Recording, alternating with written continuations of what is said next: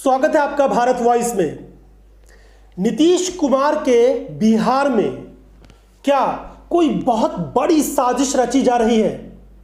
एक ऐसे समय में जब नीतीश कुमार ने भारतीय जनता पार्टी को सत्ता की सवारी से पैदल कर दिया और फिर केंद्र में मोदी सरकार को भी बेदखल करने के लिए वो विपक्ष की राजनीति और विपक्षी एकता को मजबूत करने में लगे हैं।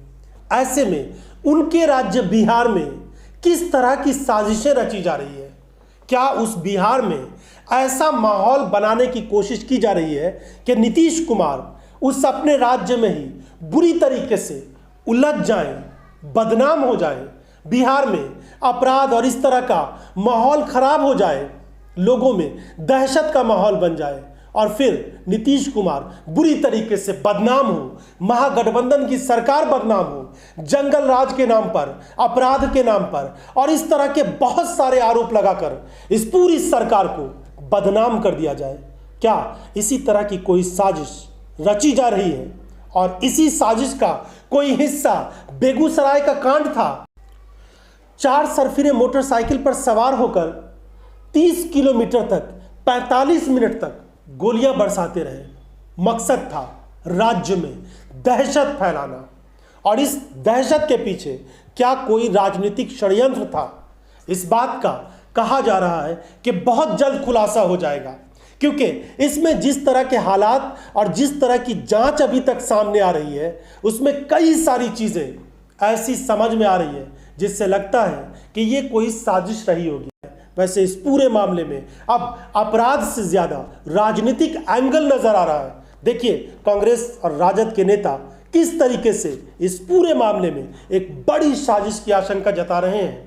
बीजेपी जिस तरह से इस पूरे मामले में एक्सपोज हुई है, अब पूरा खुलासा होने के बाद और बीजेपी की फजियत होनी। 4 लोग जो पकड़े गए हैं उसमें केशव नाम का जो लड़का है, उसके पिताजी वहां का स्थानीय भाजपा नेता है और केंद्रीय मंत्री गिरिराज सिंह के बेहद खास लोगों में से हैं।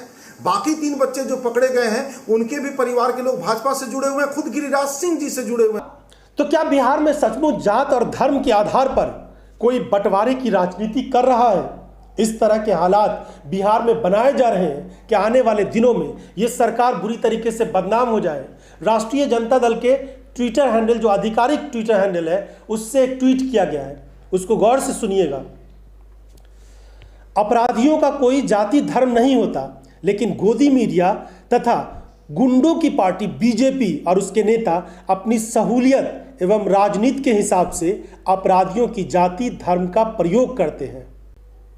कल्पना कीजिए अगर बेगूसराय अंधाधुंध फायरिंग में शामिल अपराधी दूसरे समूहों से होते तो क्या माहौल होता? और इसको अगर दूसरे शब्दों में कहा जाए कि अगर यही लोग मुस्लिम समुदाय से होते तो सोचिए बिहार में आज किस तरह का माहौल होता और पूरे देश में मीडिया किस तरीके से इस पूरे मामले को लेकर क्या क्या बातें कर रहा होता और किस किस तरीके के आरोप लग रहे होते। उधर गिरिराज सिंह जो केंद्रीय मंत्री हैं और बिहार में भाजपा के नेता उनको बड़ा नेता कहते हैं, तो उनको वो बड़े एक्टिव नजर आ रहे हैं। बेगूसराय से ही वो सांसद हैं और उन्हीं के क्षेत्र में ये पूरी घटना हुई है। तो वो बगैर हेलमेट पहने सड़क पर उतर जाते हैं, गाड़ियों का काफिला होता है, ट्रैफिक रूल्स का किसी तरह से वो फॉलो नहीं करते हैं। उधर गिरिराज सिंह का जबरदस्त तरीके से विरोध भी होता है, क्योंकि जिस तरह का माहौल बिहार में है, लोग मिलजुल कर आपस में मेल मिलाप के साथ रहना पसंद करते हैं।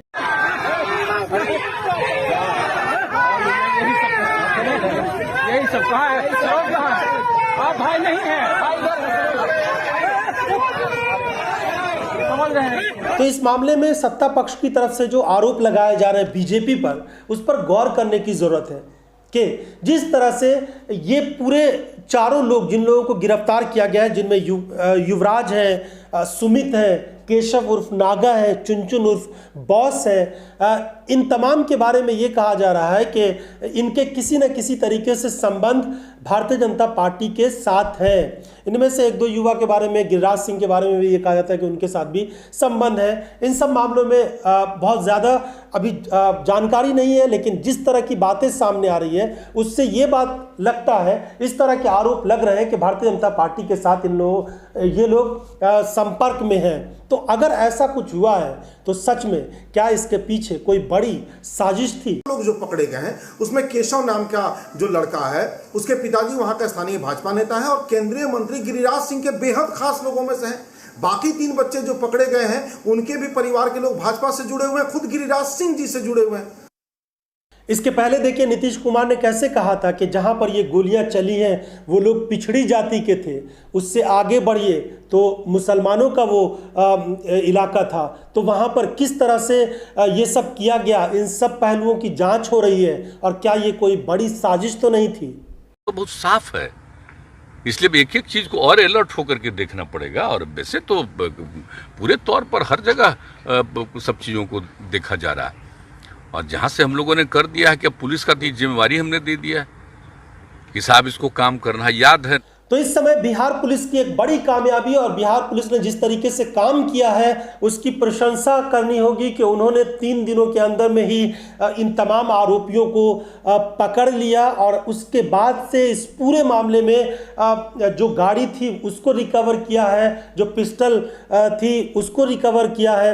इसके अलावा उन्होंने जो कपड़े पहन रखे थे वो सब लिया है, और इसके बाद मोबाइल फोन्स जिसका इस्तेमाल किया गया था उसकी भी गहन तरीके से जांच की जा रही है। तो ये अभी बहुत शुरुआती जांच है। ऐसा लग रहा है एज ऑफ नाउ उन्होंने जो बताया है 4 लोगों ने कि इसमें हमारा मेन मकसद था हम यहाँ पर दहशत फैलाएं, और दहशत फैलाते हुए हमारा रुतबा कुछ कम हो गया था, और हमको कहा गया कि आप इसमें दहशत फैलाते हुए ऐसे ऐसे गोली चलाते हुए जाएं। ये प्रेस को नहीं बताई जा सकती इस समय। लेकिन ये नहीं बताया किसने गोली चलाई। अभी ये आपको नहीं बताया जा सकता, ये पुलिस के अनुसंधान का विषय।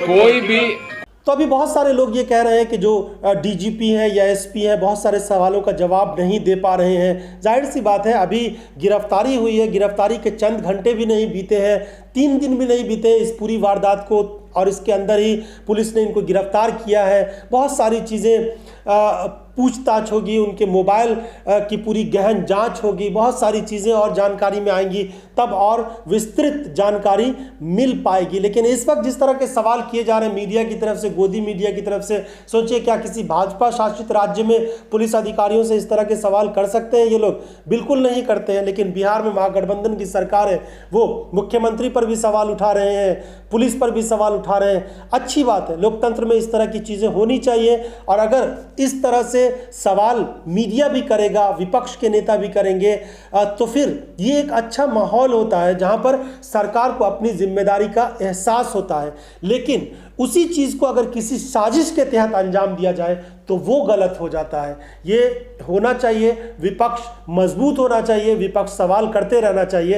ऐसा बिल्कुल नहीं होना चाहिए जो इस वक्त भाजपा शासित राज्यों में हो रहा है या फिर केंद्र में, कि आप सवाल ही नहीं कर सकते हैं केंद्र के मंत्रियों से, केंद्र सरकार से। जहां जहां भाजपा की सरकारें वहां वहां विपक्ष के नेता तो ऐसा लगता है कि कुछ बोल ही नहीं पाते। ऐसा नहीं है कि वो बोलते नहीं, बोलते हैं, लेकिन मीडिया उनकी चीज़ों को, उनके सवालों को नहीं दिखाता है। उत्तर प्रदेश में न जाने कितने अपराध होते हैं, लेकिन वो खबरें नहीं बन पाती है क्योंकि वहां पर भाजपा की एक मजबूत सरकार चल रही है। अगर आपको भी ये लगता है कि बेगूसराय की जो पूरी वारदात है इसके पीछे कोई राजनीतिक साजिश है, या फिर सच में इस तरह की वारदात में नीतीश कुमार पर सवाल उठते हैं, तो अपनी राय हमें ज़रूर दीजिएगा। इस पूरे एपिसोड को देखने के लिए आपका बहुत बहुत धन्यवाद।